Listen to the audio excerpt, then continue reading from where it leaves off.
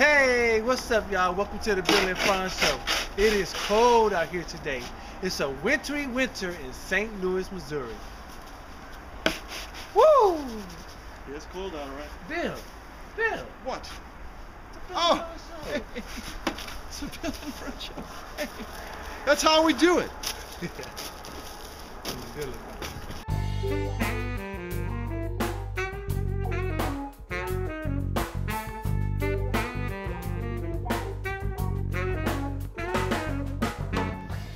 Hey, welcome to the Bill and Frantz Show. It's a crisp, crunchy, delicious winter's afternoon. It is cold out here. It is cold out here, but it's a beautiful white winter. Yes, like winter's supposed to be with snow on the ground. You know? Anyway, so we're going to jump right into the news. Famous Olympiad from South Africa. Yes, he is. Oscar Pistorius, accused of killing his girlfriend. Yeah. Has just recently been released on bail for $1 bazillion in South African dollars, or 113,000 US dollars. Bazillion, 1 million. He's rich. Yeah, 1 million rands. He's very rich. He's very rich. So 113,000 US dollars is nothing really to him. But I guess that's what it is in South Africa, right? I guess so. No, he wouldn't have passed off like that in America, though. I'm telling you, you wouldn't have got off like that in America. Unless he's rich. Oh! But, still would have paid more bail than that. Anyway, so with that bail, he has to report twice a week to his officer, or whatever the parole equivalent of is, of not actually being tried. He can't drink any booze. And he can't go back to his house. He cannot go back to his house. And he shouldn't. It's a crime scene. And he can't leave the country, which I would also expect if you're an accused. Exactly. So that's not very surprising. So anyway, what's up with that? Man, what do you think? I think that whole thing is crazy. And then he wants to go speak to the parents too, right? Or something like that. I guess so. He wants to go speak to her family. To apologize? I mean, I don't know. How do you apologize for something like that? You know. And then secondly, I'm not judging you, Oscar. I'm just saying, man. You know what I'm saying? You haven't been tried in the court yet. You haven't been found innocent. You know. So they don't know yet. You know. Maybe you should apologize after the verdict if you're innocent. It's too late then, isn't it? No. So, you know, I don't know, man. Because if it was my daughter, you couldn't apologize to me. Not right now. I'm not saying I wouldn't forgive you, but I am saying at this moment, as fresh as this is, I wouldn't be able to talk to you. Mm-hmm. Of course, you have to remember it is only an alleged thing. He hasn't been tried yet, so they don't know he's guilty. Right. So if he turned out to not be guilty, should he apologize then? Hell yeah, he should still apologize. He still shot her. That's not guilty. Even if we find out that he actually believed it was a burglar and he was shooting at a burglar. Hell yeah, you still apologize because you still shot her. Okay? I see your point. Okay, any other final Olympic notes? Well, hey, to all and every other Olympian, you better learn your lesson. Get off them roids if that's what it is. All right. On that note, we'll take a break. All right, thanks.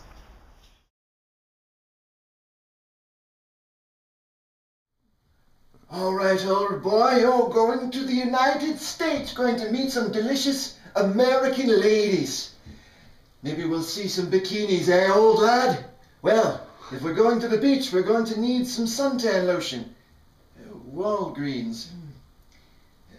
Le Beurre de Cacao Noir suntan lotion. Right. There you go, old boy. Oh, yes. Oh, nice. Oh, lots of extra. The ladies love the beards over there. Yes.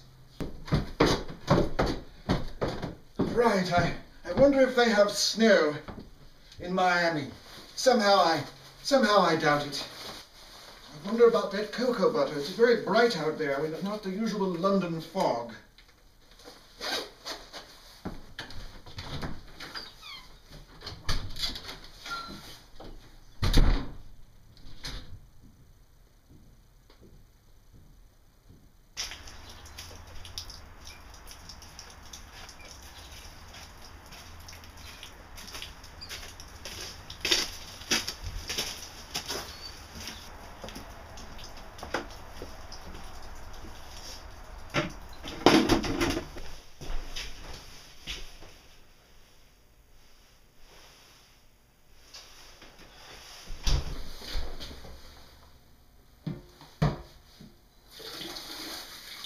Dang!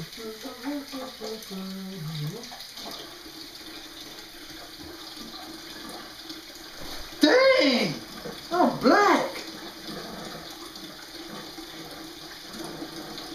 My wife gonna kill me. Yeah. I might score me some sweet American birds.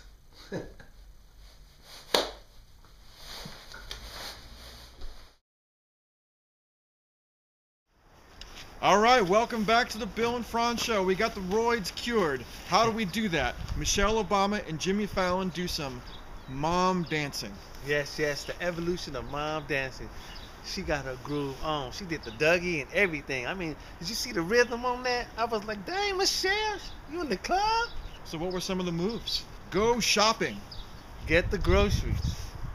Oh my God, I love this song! Drive the station wagon. And where's your father? Get him back here now. But yo, it was a good thing, man. They got their party on. It showed Michelle's her kicking inside. I know she was in the club. I know Michelle was kicking in the club when she was young. Mm-hmm. And the 20s girl was moving like she was dancing in the club. And when I saw that shot of Jimmy Fallon in that pink sweater from far away, yes, I thought he was a lady. Yes, he sure did. Jimmy, you are a pretty man. You know, Jimmy, you look like a suburban mom too. All right, now we're going to go back into the real world. There's some, you know, you've heard me talk about the planet Pluto or the planetoid Pluto. Yes. Still under debate. People are still arguing about whether it's a planet or not. Right. I would argue that it is. However, it's a pretty weak little planet. Anyway, apparently way out there, planet Pluto, little tiny planet Pluto, has a whole bunch of little tiny moons. And there's already 3 named moons, Charon or Charon, Nix, and Hydra. Now Pluto is about the size of our moon, so think about that. Moons of Pluto. Now, what's their names again? Charon, Nix, and Hydra. Now those are the ones that are already named, but there's a whole bunch more, P1 through P5, that are still to be named. And so anyway, the big news is, recent news, if you want to call this news, is William Shatner is leading the movement to get one of those moons called Vulcan, after Spock, of course. One of the moons of Pluto would be called Vulcan. Right. Now, what do you think of that? I think it's crazy. I mean, crazy why? Good, crazy bad. I mean, They got a name for everything. Right. I mean, come on now. What if I'm an alien from another planet? I already named that moon. Well, then we shouldn't name Jupiter then if you have that approach. Right. Well, did you see my flag? I planted my alien flag. Do you have a flag? No. Did you see the flag? I'm just playing. But yeah, I mean, I guess it's cool, man. You know, I mean, you gotta have a name for something. Yeah.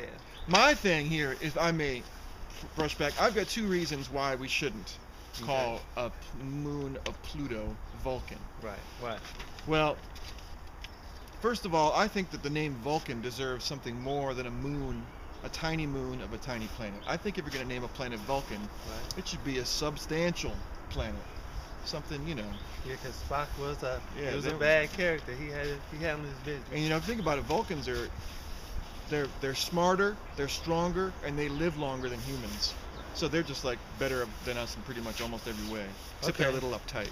So basically what you're saying is you guys are cheating the Vulcans. They don't need a little tiny moon. Okay? Little tiny moon. They need a tiny planet. Or a big planet.